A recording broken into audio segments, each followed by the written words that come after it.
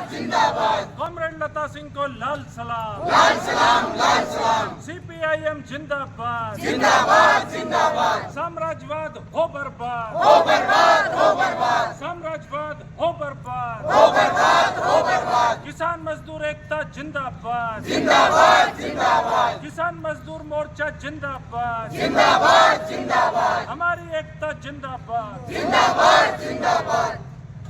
CPIM Gautam Buddha नगर committee का 9वां सम्मेलन divine team इटेडा farm house में जो है संपन्न हुआ है। सम्मेलन में पार्टी के पिछले 3 साल का जो है काम की समीक्षा के साथ साथ आगे के 3 साल की जो योजना तय की गई है, मजदूरों, किसानों, आम जनता के कई मुद्दों पर जो संघर्षों के प्रस्ताव पास किए गए हैं। नई कमेटी का चुनाव हुआ जिसमें जो है 11 सदस्य हमने कमेटी चुनी है, जिसमें एक स्थान जो रिक्त है, 10 साथी चुने गए हैं और चुनी हुई कमेटी ने पार्टी सचिव के रूप में कॉमरेड रामसागर को जो सचिव की जिम्मेदारी दी है, वो जो है पार्टी के जो सचिव होंगे। और ये सम्मेलन कॉमरेड गजेंद्र, कॉमरेड लता सिंह, आशा यादव की अध्यक्षता में जो है संपन्न हुआ है। पार्टी में कॉमरेड लता सिंह का जो योगदान है, एक लंबे समय तक जो संघर्ष, जो भूमिका उनकी रही है और उनकी बीमारी को देखते हुए लोकल कमेटी की जिम्मेदारी से उनको मुक्त किया गया, उनको जो है स्वागत किया गया, उनको सम्मान किया गया है और आशा व्यक्त की है कि आने वाले समय में नई कमेटी को जो है आमंत्रित सदस्य के रूप में वो अपना जो योगदान देती रहेंगी। तो हमारे बीच में कॉमरेड रूपेश हैं जो और सम्मेलन के बारे में जानकारी देंगे। हमारा आज 9वां सम्मेलन कॉमरेड लता सिंह के जो है उनको कार्य मुक्त करने के साथ, उनका धन्यवाद प्रस्ताव प्रस्तुत करने के साथ और उनको आमंत्रित सदस्य के तौर पर रखने के साथ समाप्त हुआ है। पार्टी ने जो एजेंडे रखे हैं पार्टी के विस्तार के बारे में, पार्टी की विचारधारा के प्रचार के बारे में, उस पर विस्तार से चर्चा हुई है और जो नई लोकल कमेटी बनी है उसको बहुत मुबारकबाद दी जाती है और आने वाले दिनों में पार्टी आगे बढ़ेगी। इसकी कामना के साथ आज का 9वां सम्मेलन समाप्त होता है। इंकलाब जिंदाबाद। हमारे बीच में चुनी हुई जो कमेटी के जो हमारे सचिव चुने गए हैं कॉमरेड रामसागर, हम चाहेंगे वो भी अपनी बात करें। साथियों, लोकल कमेटी का 9वां सम्मेलन आज समापन होने जा रहा है और जो आज का समय चल रहा है, इस समय में पार्टी ने हमें जिम्मेदारी दी है और मेरा पूरा प्रयास होगा कि जिम्मेदारी को निभाएं। इंकलाब जिंदाबाद, जिंदाबाद जिंदाबाद, सीपीआईएम जिंदाबाद, जिंदाबाद जिंदाबाद, सीपीएम का 9वां सम्मेलन जिंदाबाद, जिंदाबाद जिंदाबाद, लड़ेंगे जीतेंगे, जीतेंगे जीतेंगे, मजदूर किसान एकता जिंदाबाद, जिंदाबाद जिंदाबाद, मजदूर किसान एकता जिंदाबाद, जिंदाबाद जिंदाबाद। इसलिए इन्होंने यूक्रेन को उसके सामने खड़ा कर दिया और जब रूस ने उसको विरोध किया और यूक्रेन को मना किया कि आप उनके साथ इस तरीके की हरकत मत करो और वो नहीं माना, तो मजबूरी में आप देख रहे हैं कि उनको कुछ झेलना पड़ा है। और आज क्या हालात वहाँ पर हैं कि दोनों देश युद्ध में जूझ रहे हैं और अमेरिकी नेतृत्व में तमाम कई साम्राज्यवादी देश यूक्रेन को मदद कर रहे हैं, पहुंचा रहे हैं और उससे खिलाफ रूस अकेले लोहा ले रहा है। तमाम लोगों की जान माल का नुकसान हुआ है, लेकिन आज भी वो युद्ध भयंकर चल रहा है, कोई पीछे हटने को तैयार नहीं है, जिसका असर तमाम अन्य देशों पर भी पड़ रहा है। सवाल वहीं तक सीमित नहीं है। आपने देखा अभी इजराइल को किस तरीके से अमेरिका ने खुली छूट दे दी और पूरा साथ दे रहा हथियार दे करके, और फिलिस्तीन की जो निहत्थी जनता, उनके पास कोई फौज नहीं है, कोई वो नहीं, अपने देश को आज़ाद कराने के लिए लंबे समय से वो अपनी आज़ादी के लिए लड़ रहे हैं, संघर्ष कर रहे हैं। वहाँ की जनता जो अपना संघर्ष चला रही थी उसको दबाने के लिए, कुचलने के लिए वहाँ पर खुलेआम नरसंहार चल रहा है और इजराइल बड़े पैमाने पर वहाँ पर मिसाइलों से हमले कर रहा है, ड्रोन गिरा रहा है और नतीजा वहाँ लाखों लाख लोग मारे जा चुके हैं। तमाम बच्चे, बुजुर्ग, महिलाएं, अस्पतालों के अंदर भर्ती मरीज, वो सब उनके ऊपर बम डाल के, मिसाइलें डाल के उनको तहस नहस कर दिया गया, ख़त्म कर दिया गया है। गरीब बच्चे, उनकी माएँ चिल्ला। तो कॉमरेड राम सागर और कॉमरेड गंगेश्वर दत्त शर्मा, राम स्वारथ और इन लोगों ने कमोबेश मेरी जो जिम्मेदारी थी उसको भी इन्होंने ही निभाया।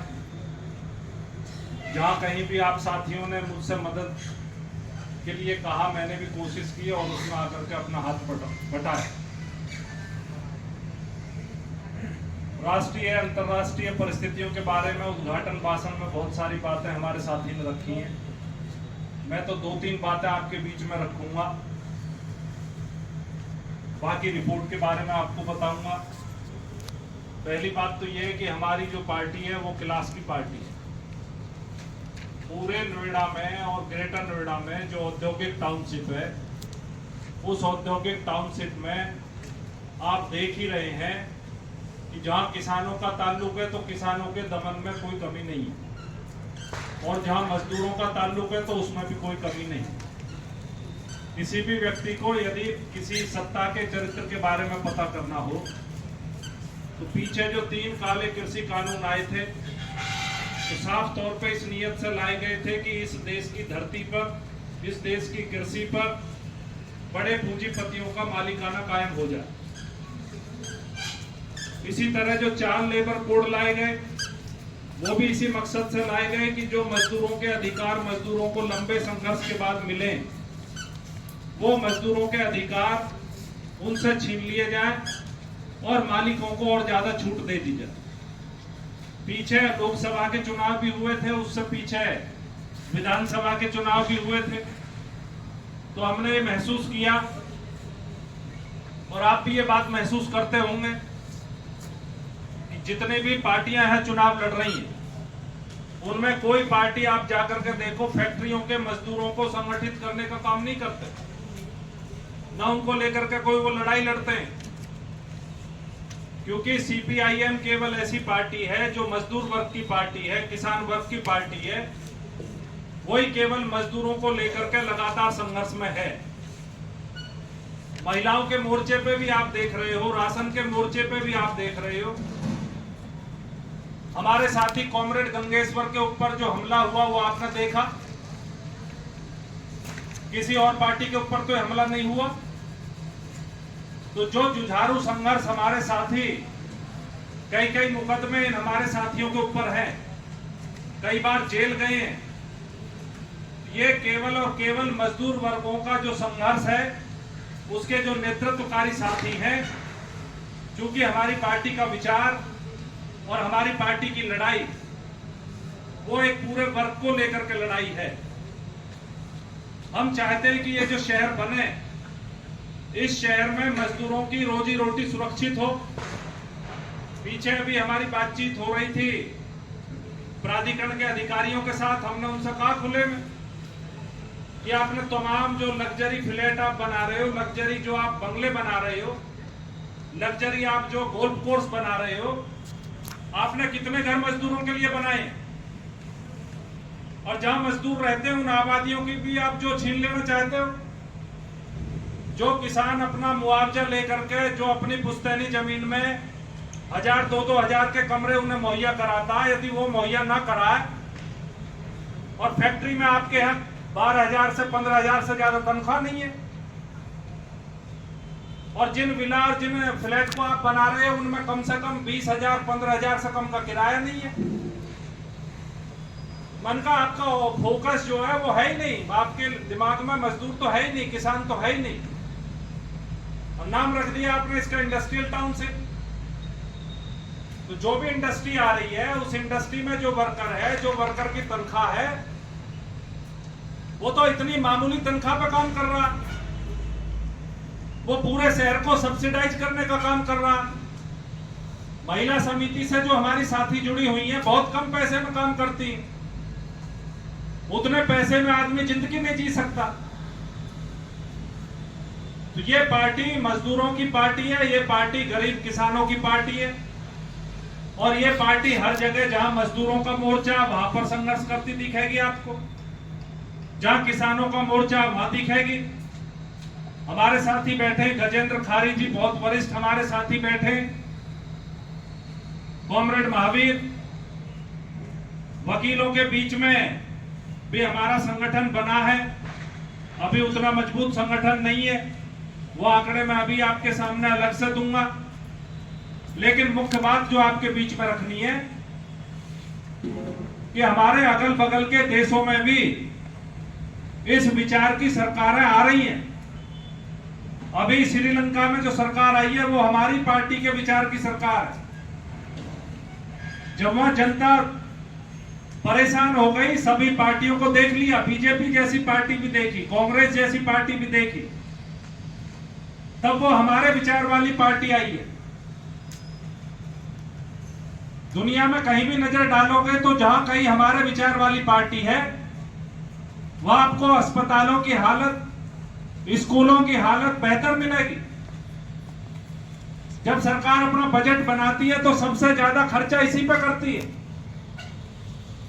और दो महत्वपूर्ण विचार जो हमारे विचार के साथ जुड़े हुए हैं और जिसकी हम प्रैक्टिस करते हैं, ये जो प्रैक्टिस हो रही है जिसमें आप इसमें जिला लोकल कमेटी सम्मेलन में बैठे हो, ये कोई पार्टी नहीं करती। सब में जो अपॉइंटमेंट होते हैं वो ऊपर से नीचे की तरफ होते हैं। आरएसएस की इच्छा से बीजेपी का शीर्ष नेतृत्व बनता और उसी की इच्छा से नीचे तक फिर राज्य का, फिर जिले का बनता। कहीं भी डेमोक्रेसी नहीं है, एक बहुत बड़ा विरोधाभास है, ये हमें समझना चाहिए। हमारे यहां संविधान लोकतांत्रिक है, लेकिन जो पार्टियों के संगठन है वे लोकतांत्रिक हैं। वह राजशाही चलती है आज भी। हर पार्टी में एक आदमी ऊपर बैठा जिसके इशारे पर नीचे तक